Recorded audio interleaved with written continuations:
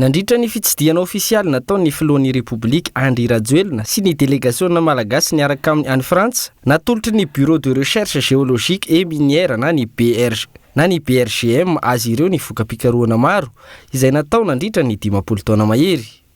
Voarakitra anatin'izany ireo torohay sy firaketana rehetra momba ny toetany sy ny arenan-kibon'ny tany malagasy izay natolotra izy ireo. Ny zavatra ataontsika atao amin'ity muséum ity androany dia zavatra lehibe eo amin'ny tantaran'ny firenena malagasy satria ny asa fikarohana rehetrarehetra zany nataon'ny BRGM zany hoe ny fikarohana mikasika ny arenan-kibon'ny tany ananantsika malagasy efa tany amin'ny nanomboka tany amin'ny fanazana-tany tany amin'ny 1900 mandra-pahatonga an'izao dia omen'ny BRGM na ny fanjakana frantsay amin'ny fanjakana malagasy daholo zany hoe zao zany le fantatsika tsara ny arenan-kibon'ny tany ananan'ny malagasy ray manontolo zany hoe io tsy vitantsika malagasy mihitsy nanao an'io fa zareo zany nanao fikarohana. Mariky ny fatokisan'ireo firenendehibe any Madagasikara sy ny mpitondra ao aminy izao fanolorana voka-pikarohana izao.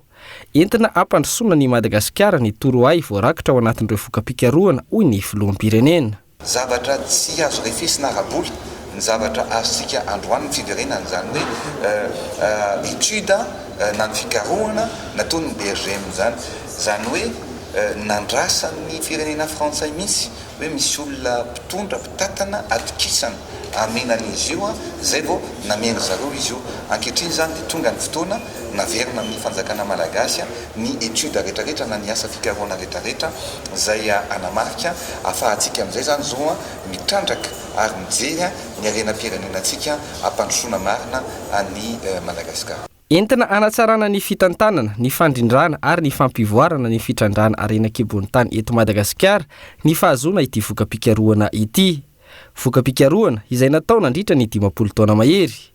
Nandritra ity lanonana ity ihany koa no nanaovan'ny ministry ny arenan-kibon'ny tany ny loharanon-karena stratezika raha vokatra fidiny avy sy ny filota le jeneraly ny BRGM Michel Rousseau ny fanaovantsony ny fifanarahana lasitra ho fanomezana ireo voka-pikarohana ireo. Ankoatra izay, natolotry ny BRGM ny filoha Andry Rajoelina ny saritany géologique izay maneho ny fahalalana rehetra voarakitra nandritra ny izay 10 taona mahery izay.